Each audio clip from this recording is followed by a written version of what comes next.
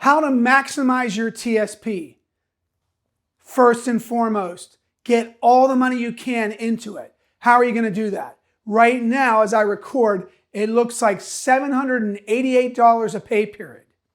But the year you turn age 50, guess what? You get to fund an additional $250 into your TSP. So the total is $1,038 into your TSP.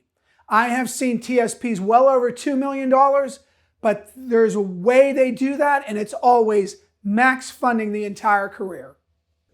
Second way to maximize your TSP. When you're funding it, you want to consider, are you being too conservative? In other words, are you buying your future allocations, your contribution allocation, on the left side of your TSP, right above interfund transfer? You want to usually, every year, buying in risk can really help you. In other words, the CS, maybe the I fund. When you're buying that, even though you may be nearing retirement, you're only taking risk with the amount that you're purchasing every 2 weeks. So that could be going up or down, but it's going to all even out, most likely to your benefit. Every year, it might be a good idea with your TSP to rebalance.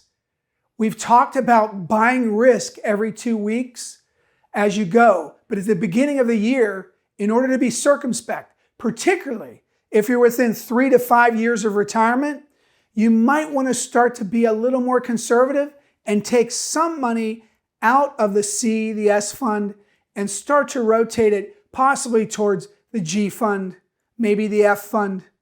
So this is a really good idea if you're going to need TSP for income.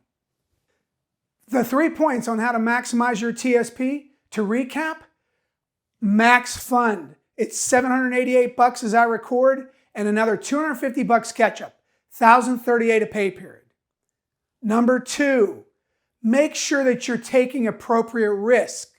If you're sitting 100% in the G fund, it's not balanced. You're going to need risk for growth.